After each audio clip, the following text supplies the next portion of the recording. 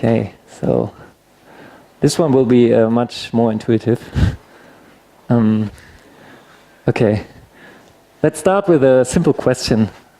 So, given we have two distributions over something, for example, images or vectors or text, how can we tell, based on a finite set of samples from each of the distributions, that the distributions are different? And this is what we call two-sample testing. To get the intuition, imagine you have two distributions, two Gaussians here, obviously like Gaussians, with different means.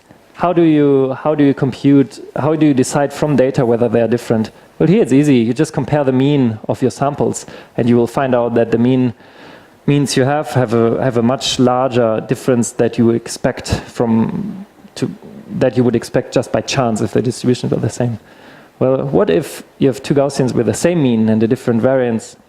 Well, you can do the same thing. You can compute the variance, compare them, and then say that the distributions are different. We can continue this game. So here's a Gaussian and a Laplace distribution with same mean and same variance. So you can't distinguish them with the first two moments. Or even more weird. Imagine you have a Gaussian, and then you have another Gaussian where the PDF, the density function is. I've added some sinusoidal perturbation on this. This is a really subtle difference.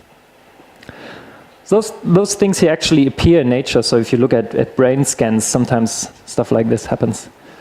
What about this one here? You have a text and I have another text, and I ask you, is there statistical dependence between those two texts? You notice that they're in a different language. And statistical dependence, actually, you can formulate it just as another two-sample test. So you check whether the joint distribution of the variables is equal to the product of the marginals. Right? So this one is English, this one is French. Those are actually translations, word by word, almost translations from each other. So there's a lot of dependence in there. How can you detect this? And then furthermore, what if now things even happen in very high dimensions? So what about if you're doing some biological data, microarrays, for example? How can you compare distributions over those samples when they have a complex structure? So when you're entering those kind of regimes, these classical methods for two-sample testing, like the t-test or Kolmogorov-Smirnov, they're often not really feasible anymore because they either require way too much data to detect differences, or the computational power you need is way too large. And then on top of this, imagine, as I said, imagine your data is not coming from a numerical domain, but rather distribution over strings, text, so from the websites, or primary structure of amino acid, of proteins, amino acid sequences, distributions over graphs, so all this social media, Facebook stuff. You have to map them to some vector space before, and this is annoying and expensive sometimes. And also, again, we do not want to make any assumptions to the distributions. So for example, the t-test assumes that you have two normal distributions with the same variance, and then you check whether the confidence intervals of the samples overlap. But we do not want to make those kind of assumptions to the model. We just want a test that can deal with any kind of distribution. The question how to do this? We can do it with kernels. This, by the way, is a London brewery that does a beer called the Kernel, which I like. Anyway, so if people start talking about kernels, you usually get this slide. We've seen it today already twice. You have some input space, and you have some data in there, and then you map it through a feature function to some higher dimensional space. You do your linear method in there, and then map back. And this feature map usually induces a kernel. Now, I'll be using something called reproducing kernel Hilbert spaces, and then there are some more properties going on, but I won't go into details. But anyway, this is a really nice idea. We kind of use high-dimensional spaces to get to be able to capture all the subtleties in the data. So let's do this with probability distributions. So we just take probability distributions and map them into a feature space. And in this case, those feature spaces I'll be talking about have infinite dimensions, so Hilbert spaces of functions. For example, the feature space, the reproducing kernel Hilbert space of a Gaussian kernel has infinite dimensions. And the way we do this is with mean embeddings, something called mean embeddings. Those guys here, I'll denote them with mu. And what this simply is, we take a random variable x with a distribution p, we map it into the feature space, and then we take the expectation with respect to this distribution in the feature space. So this guy here is an infinite dimensional object, is a real valued function in this space here. Don't worry about the details. What's more important is every probability distribution then corresponds to one point in this space here. And since it's a Hilbert space, we have the usual geometry in that space. So we can, for example, compute the norm of the difference, which is usually denoted as the distance between two objects. And this is the basic idea how we can do two-sample testing on those distributions. The main tool for this is called the maximum mean discrepancy. And it's basically, so if we have two random variables with x, y with distributions pq, the maximum mean discrepancy has some ugly definition that I won't show you, but I show you a nice lemma that is actually equal to the squared distance of the mean embeddings in the feature space. So this is basically what we want. This is a quantity we would like to be able to compute. And in fact, it's possible, this is another lemma, no details here, you can compute this thing, or you can express this thing as just an expected value of 4 random variables, where x prime is an independent copy of x, which in practice just means you just draw another set of samples from the same distribution. But they have to be independent. So we just have a kernel on those things from the same distribution, on those things from the other distribution, and then those cross terms here. And since this is an expected value, we can always estimate it via averaging. And this is basically the way how we can estimate this distance here. And what happens is, one can actually show that for a certain class of kernels, including, for example, the Gaussian kernel, this distance here is 0. This distance is 0 if and only if p equals q. This means that this mean embedding is injective. So if you take two different probability distributions, you embed them into the space, you get different objects in there. You can't collide. And this means that you can just compute the distance, check if it's 0, and the distributions are only equal if this distance is 0, right? So it's quite easy to construct a test from this. We can estimate the distance, and then we can check whether the distance is larger than we would expect just by chance, because we're estimating it on data. So it might be, we'll never get the 0, we might even get something negative, in fact. But we will just check whether there's some significant discrepancy between the two mean embeddings. Okay, sounds good. Now let's estimate this guy here. And we'll just do it in a very naive way. We just take all of our samples, and we just put all the pairs from x into the first kernel, all the pairs of y into the second kernel, so the y kind of corresponds to the y dash, and then the cross terms. We cannot put in the same one, because then the samples wouldn't be independent. And then we divide by the number of terms we've computed. Then we have an estimate for the distance. If we do all this, and some details, we get a very powerful two-sample test on an arbitrary domain. Though it is a bit complicated to compute the test, to see whether the distance is larger than you would expect by chance is a bit painful, but it is possible. So this is a test for if you don't have loads of data, but you want a very powerful test. This is like the best you can do, and this performs really well against any competitors. Now, an alternative test is you just estimate this expected value in linear time. You just chunk the data sets you have into two halves, and then just put them next to each other and then go through them once, right? Then you only need to go over m divided by 2 terms if you have m data points, right? So just and then you divide by 1 over this number here, so you get this guy here. This kind of this estimate doesn't look at all the pairs of data, but still it looks at all the points you have. So this is like a very cheap way to consider all the data you have. And it turns out to be quite nice. You obviously lose some power because you're not incorporating all the information you have. However, first of all, it's possible to stream this guy here. So you can just compute this by a random running average. Well, for this one, you have to consider all pairs, so you have to store your data in memory. This one here can just be computed on the fly. So you can just ask for more data and update it to make it converge more. So really nice for this. And second of all, it's really easy to compute this test because those here are all independent random variables. So the sum is a sum over independent random variables, which makes it really easy to compute the test. Whereas here, you got dependency structures in there. I'll show you pictures later. So this one here is more suited for large-scale data. And in fact, so we've run this guy here on distributions where we needed 500 million points from each distribution to be able to distinguish them. And you can just compute this on a desktop computer. Takes a while, but you can do it. Obviously, you can also do it on a cluster because all those guys here are independent of each other. You can just do 100,000 on each computer.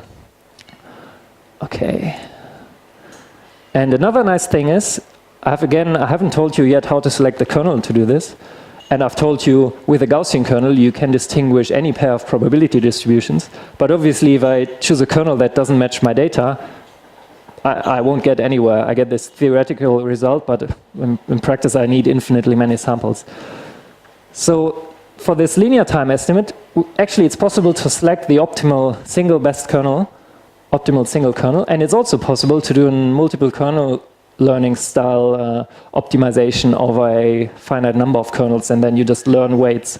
So you can, as Zoran has told you, you can do things like feature selection for your two-sample testing, like which dimensions are important, which dimensions contain the information that distinguishes the distribution, and so on and so forth. And actually, this kernel selection there can be quite hard problems. I'll show you an example also in a while. Okay, this is MMD. Now remember this example from before with the languages.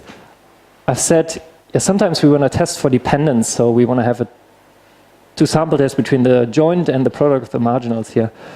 And you can also do this with these kernel mean embeddings. And what you get is something called the Hilbert-Schmidt independence criterion. I won't go into details, but it has a very simple form again here. It has a kernel matrix K on your data from P, and it has a kernel matrix L from your data from Y, Q of Y. And then you just compute this, and you compute the test in a very similar fashion. It's very similar to the quadratic time MMD. You get, again, a very powerful test for detecting dependence. There are some more details going on here, so you can view this thing as the Hilbert-Schmidt norm of a kernel covariance operator in a Hilbert space, but we don't need that. And again, let's note it's like the quadratic time MMD. It's a bit messy to estimate, but it's still very nice. So a very nice application of this is, so some people, they took these European Parliament transcripts and their translations, so two different texts in two different languages, translations of each other, and they just fed this into this HSIG framework, and then you get a very significant dependence between those documents, which is something which is quite nice because the language is even different, so there's not really an obvious way how to do this. But you can imagine you just detect the inherent structure in this document, and then in here, then you get kernel matrices which kind of look similar, and then you multiply and center them with the HSIG, and then you get like a test. Okay, so again, demo.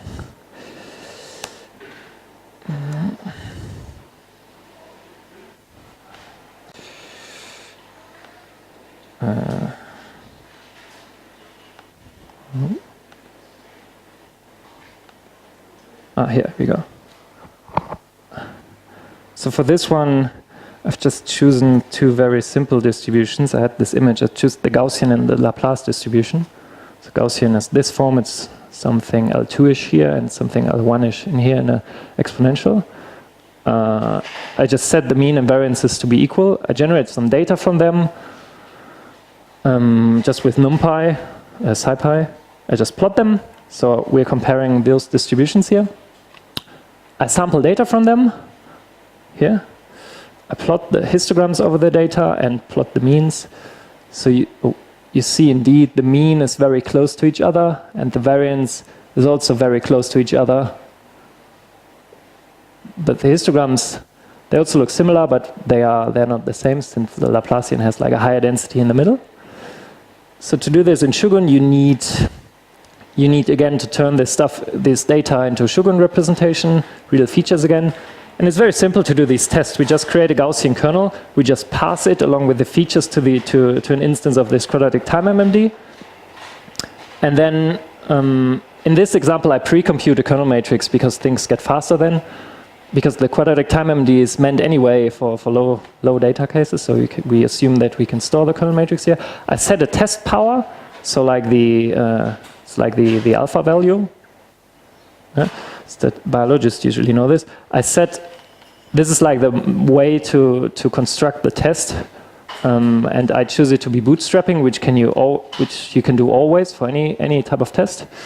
I'm not going to go into details, but then I just call this perform test function and print the p-value and the alpha. So I get a p-value of 0.08, so there's a significant difference detected. It's quite easy to use, and this works since Shogun can represent features in terms of strings and sparse data, so all these two sample tests directly work on all those domains. Now, let's visualize the distribution of this distance estimate under both models, under the assumption that the distributions are the same and under the assumption that the distributions are equal. So we get the null distribution and the alternative distribution. I won't go into the code here, but we basically just resample. We generate new data and then compute the statistic all over again. And for the null distribution, we merge the data before. Let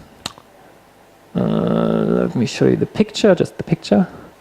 So yeah, we have this complicated form of the null distribution for the quadratic time MMD.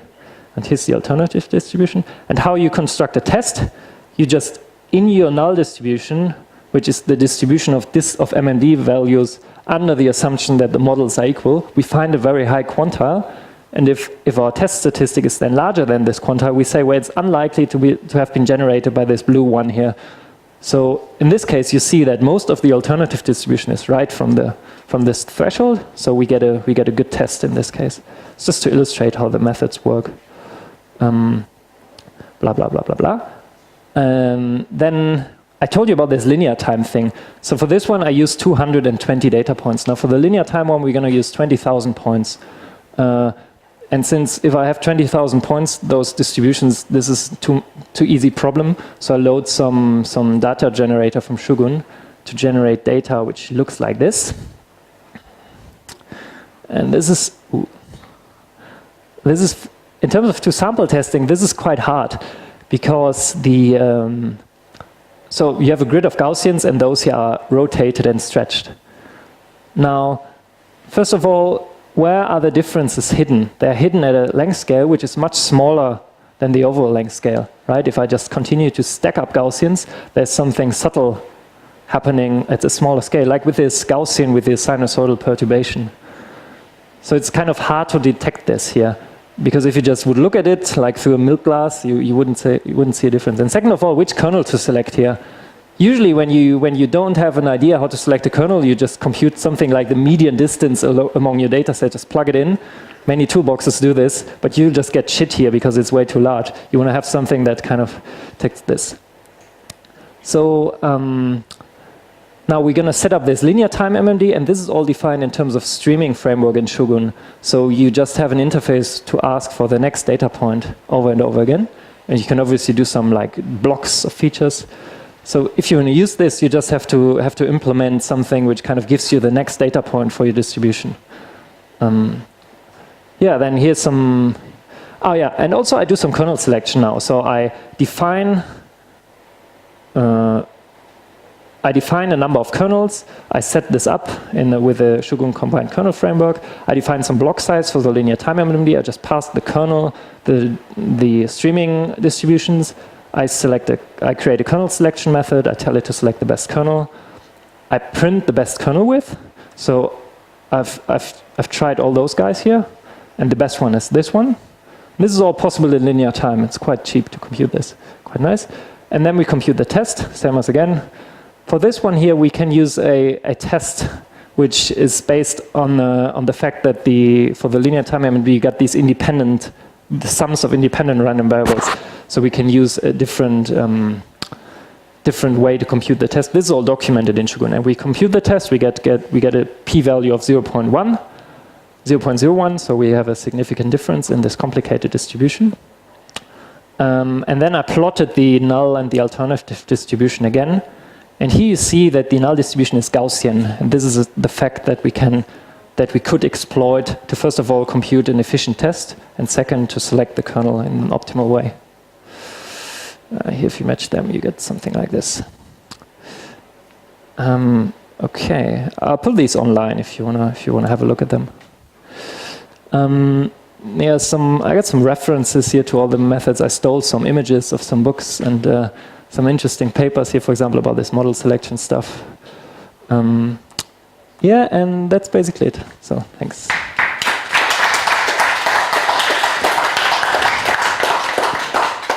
So, any questions about the to-sample testing stuff? I just have a comment. So we use a very, right? So we use this very similar technique for some biological experiments where we ask, is that condition, the measurements for one condition similar to the measurement of another condition, right? So it's for differential gene expression or related stuff, right? So I don't want to explain in detail, but it's pretty cool stuff. It's very good. Okay, cool. So people are using it. Use Shogun to do it. It's all right now it's in MATLAB. And it's slow. I tried to convince Philip to do it. Okay, any more questions? Comments? No, okay.